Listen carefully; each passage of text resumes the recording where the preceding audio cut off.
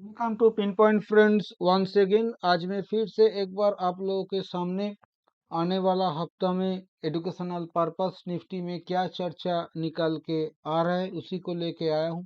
पर उससे पहले आप लोगों को मेरा यही रिक्वेस्ट है, आप लोग वीडियो को लाइक कीजिए, शेयर कीजिए और चैनल को जरूर सब्सक्राइब कीजिए। फ्रेंड्स, बीते हुए हफ्ता में मैंने जो एनालिसिस आप लोगों के साथ किया था उसके बाद अ, देखिए बाजार में तो सोमवार दिन एक माइनर 100 पॉइंट का डीप मिला था। 24,910 के आसपास कुछ लो लगाने के बाद बाजार सीधा ऊपर निकल गया, अच्छा खासा ऊपर निकल गया।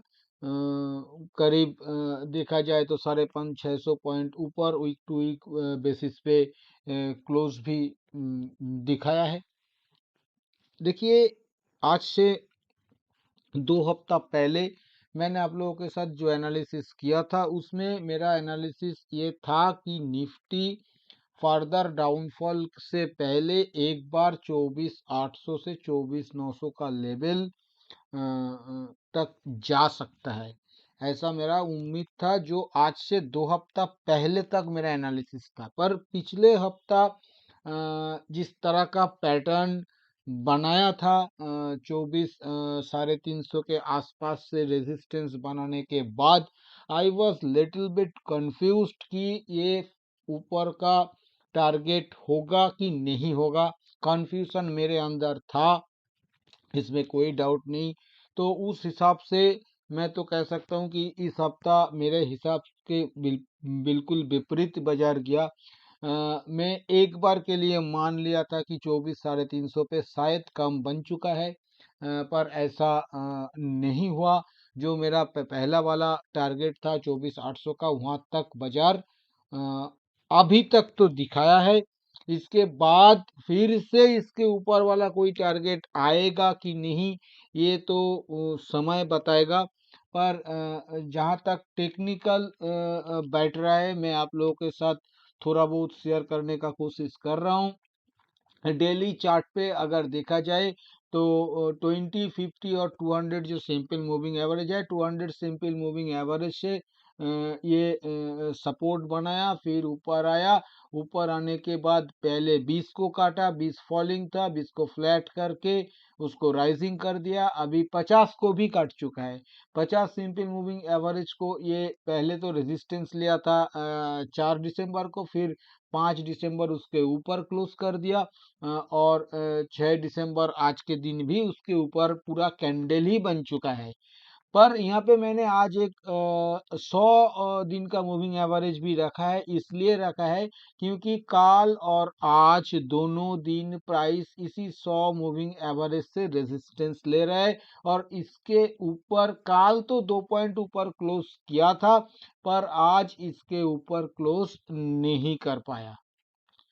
यहाँ पे एक बात और बताना है कि यहाँ पे अगर आप देखेंगे तो 50 और 100 के बीच एक डेथ क्रॉसओवर आप लोगों को देखने को मिला। पहले तो 20-50 में डेथ क्रॉसओवर हुआ, अभी 50 और 100 के बीच डेथ क्रॉसओवर बन चुका है। 100 पे रेजिस्टेंस लिया जा रहा है, और 50 फॉलिंग है, 100 फ्लैट है, 20 थोड़ा सा राइजिंग हो चुका है। इसे आप फ्लैट भी कह सकते हो, माइनर राइजिंग भी कह सकते हो। तो ये सेटअप आइडियल बाइंग सेटअप नहीं है मेरे ख्याल से, as per as moving average is concern. तो ये पहला पॉइंट। दूसरा पॉइंट, अगर आप रिट्रेसमेंट थ्योरी के जरिए देखने का कोशिश कीजिएगा तो ये मैंने काफी बार बताया था कि 50% रिट्रेसमेंट लेवल आ रहा है 24,770, जिसके ऊपर कल प्राइस गया था, काफी ऊपर गया था, उससे 100 पॉइंट ऊपर गया था, पर सस्टेन नहीं किया। वहां से प्रॉफिट बुकिंग देखने को मिला और प्राइस कल 700 के इर्द गिर्द बंद किया, थोड़ा बहुत ऊपर। और आज काफी पॉजिटिव सेंटीमेंट होने के बावजूद भी मैं इसलिए कह रहा हूं क्योंकि आज रिजर्व बैंक 50 बिप्स सीआरआर काट का ऐलान किया है, जो बाजार में 10:30 बजे ही मिल चुका था, जो न्यूज़। तो उसके बाद अगर आप देखेंगे तो करीब 5 घंटा उसके बाद मार्केट आवर्स था, फिर भी बाजार कामयाब नहीं हुआ ऊपर ले जाने में या काल का हाई काटने में। ये ऐसा भी हो सकता है, इसके चलते ये डिसीजन लेना सही नहीं होगा कि ये 42 हो चुका है। क्यों नहीं लेना सही होगा? क्योंकि ऐसा मैंने पिछले बार अपना एनालिसिस में कई बार कहा है कि बाजार जहां से भी सपोर्ट लेता है, लेने के बाद एक एक करके 38.2, 50, 61.8, 70, 8.6 और फाइनली 100% रिट्रेसमेंट को काट के न्यू एटीएज बना देता है। इस बार भी ऐसा हुआ, 38.2 काट दिया। अभी फिलहाल 50 पे रेजिस्टेंस बना रहा है। हो सकता है अगला हफ्ता 50 को काट के 61.8, जो कि 25,150 के आसपास खड़ा है, 25,125 ऐसा कुछ होगा, 225,125 जहां पे खड़ा है उसके नजदीक तक जाए या उसको भी काटने का कोशिश कर सकता है। एक एक पॉइंट मेरे को यहाँ जो प्राइस एक्शन देख के लग रहा है, प्राइस अभी बहुत ज़्यादा मतलब एक जगह पे शायद कामकाज नहीं करेगा, या तो नीचे की तरफ जल्दी में फिसल सकता है या ऊपर की तरफ ब्रेकआउट करके नया एटीएच की तरफ भाग सकता है। एक मूवमेंट बाजार में देखना चाहिए, मिलना चाहिए। प्राइस एक्शंस देख के ऐसा लग रहा है। क्यों ऐसा कह रहा हूँ? क्योंकि देखिए ये जो ये जो 35 कैंडल्स का जो डाउनफॉल है, इस 35 कैंडल का डाउनफॉल यहाँ पे 10-11 कैंडल में उसका आधा रिटेस्ट कर लिया गया। तो ये एक तरफ से बता रहा है बुल का ताकत ज्यादा है।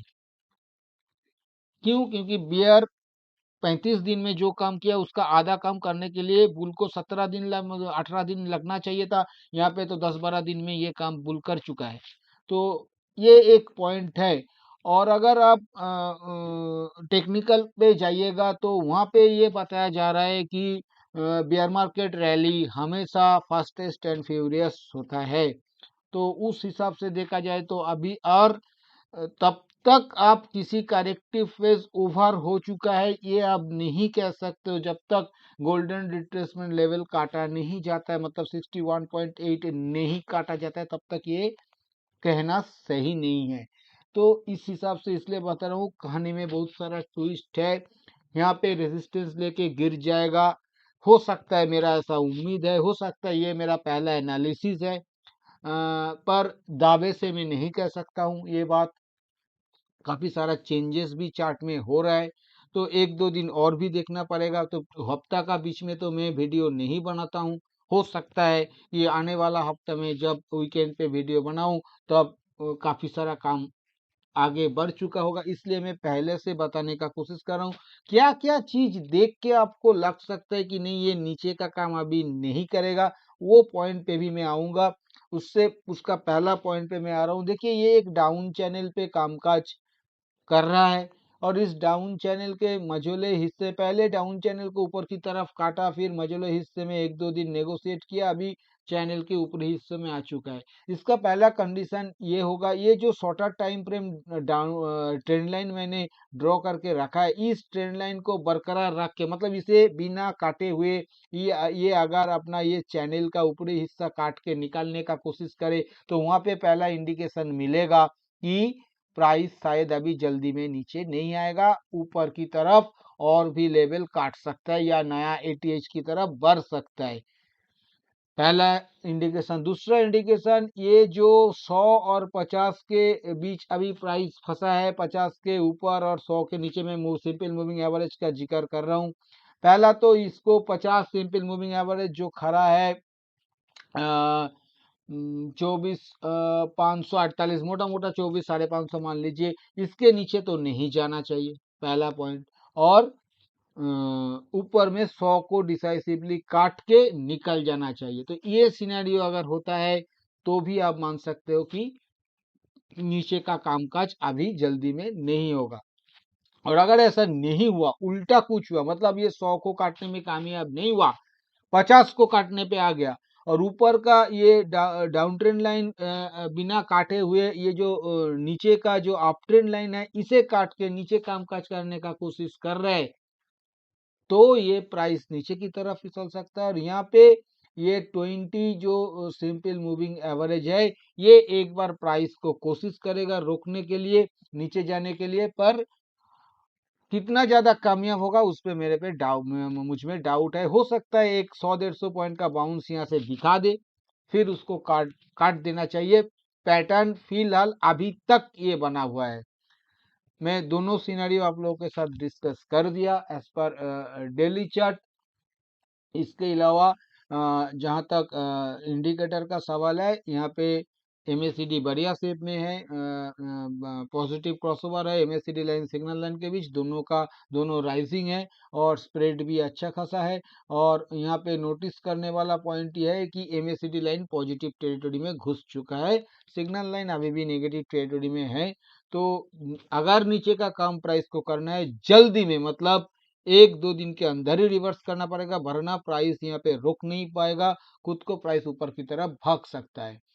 जहां तक आरएसआई का सवाल है, आरएसआई में देखिए ये आरएसआई 60 के बहुत नजदीक आ पहुंचा है, 59.08 पे। ये भी अगर 60 के ऊपर निकलना चालू करे तो खुद को नहीं रोकेगा, जल्दी में ऊपर लेके जाएगा। और अगर यहाँ से रिवर्स कर गया तो आरएसआई 40 के नजदीक जाके एक बार सपोर्ट लेने का कोशिश कर सकता है।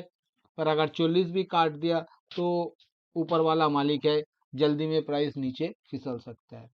जहां तक वीकली चार्ट का सवाल है फ्रेंड्स, वीकली चार्ट में आप लोग देख सकते हो यहाँ पे 20 सिंपल मूविंग एवरेज प्राइस बिल्कुल टेस्ट कर लिया, पर यहाँ पे 20 सिंपल मूविंग एवरेज के ऊपर प्राइस क्लोज नहीं कर पाया, जो कि बहुत अहम था करना। ज्यादा दूर नहीं था, 24,720 पे था ये लेवल, प्राइस का क्लोजिंग आया है 24,775, ऐसा कुछ, मतलब 40-50 पॉइंट के लिए ये नहीं कर पाया। आज भी इस लेवल के ऊपर कुछ देर तक था, कल तो बहुत सारा टाइम था, फिर भी ये 20 सिंपल मूविंग एवरेज के ऊपर क्लोज नहीं कर पाया। ये थोड़ा सा मतलब एक नेगेटिव पॉइंट ही मानूंगा।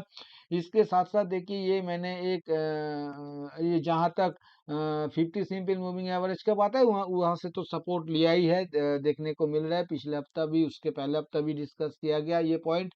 एक अपवर्ड चैनल के अंदर प्राइस है, उसी के अंदर ही फिलहाल कामकाज कर रहा है।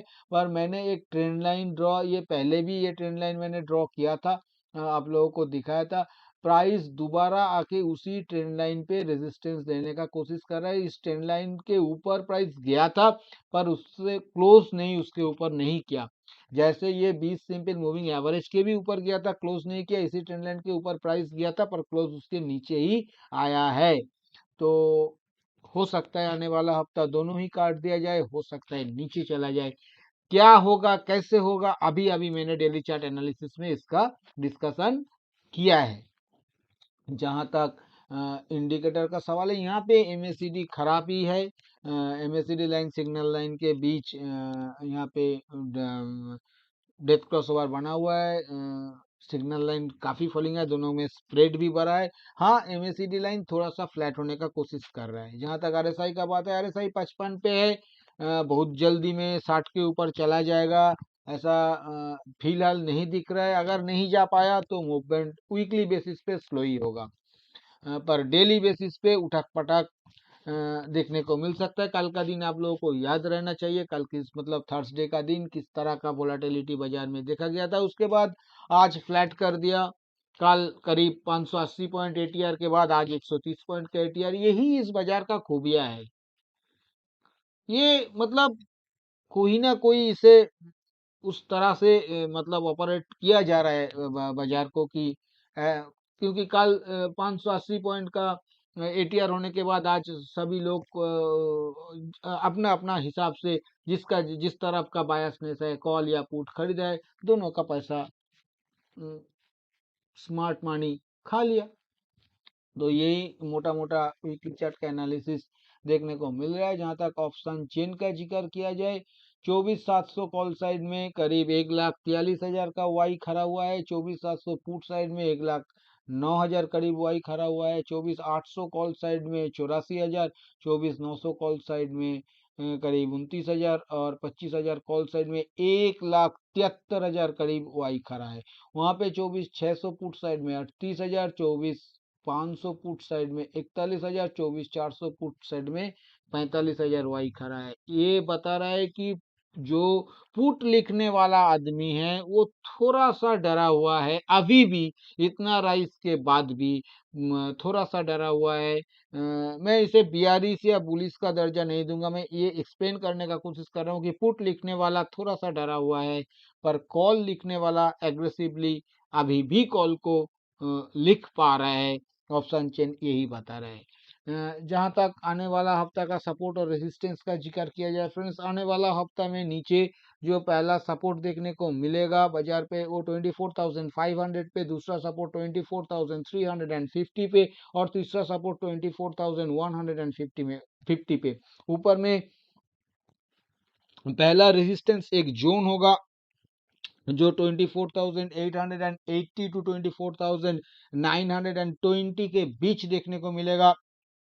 दूसरा रेजिस्टेंस 25,150 और तीसरा रेजिस्टेंस 25,300 पे देखने को मिल सकता है। देखिए प्राइस का बिहेवियर अभी जिस तरह का पैटर्न बन चुका है, प्राइस जब तक ये तीनों जो सपोर्ट लेवल मैंने बताया, ये तीनों सपोर्ट लेवल जब तक नीचे की तरफ काट के फिसल नहीं जाता, तेजी से नीचे का मूवमेंट दिखाना थोड़ा सा डिफिकल्ट है। सपोर्ट लेवल के नजदीक से प्राइस एक थोड़ा बहुत पुल बैक दिखाने के बाद ही उसे कटना चाहिए। जहां तक ऊपर का जिक्र किया जाए, ऊपर में तो प्राइस रेजिस्टेंस लेवल के नजदीक जरूर एक पुल बैक दिखाना चाहिए, दिखाने के बाद ही रेजिस्टेंस को काट के अगला रेजिस्टेंस की तरफ बढ़ना चाहिए। फ्रेंड्स, मैंने आप लोगों के साथ इस वीडियो में जो भी चर्चा किया ये सभी मेरा खुद के एनालिसिस के ऊपर लिया हुआ मेरा पर्सनल व्यू है, ये एडुकेशनल पर्पस है, क्योंकि ये कोई बाय सेल रिकमेंडेशन नहीं है और मैं भी कोई सेबी रजिस्टर्ड एनालिस्ट नहीं हूँ। इसलिए इसके ऊपर किसी भी रियल ट्रेड लेने से पहले आप अपना खुद का फिनेंशियल एडवाइजर का सलाह लेके ही रियल ट्रेड लीजिएगा। और अगर वीडियो आप लोगों को पसंद आया तो वीडियो को लाइक और शेयर करना मत भूलिए। थैंक यू दोस्तों, हैप्पी ट्रेडिंग।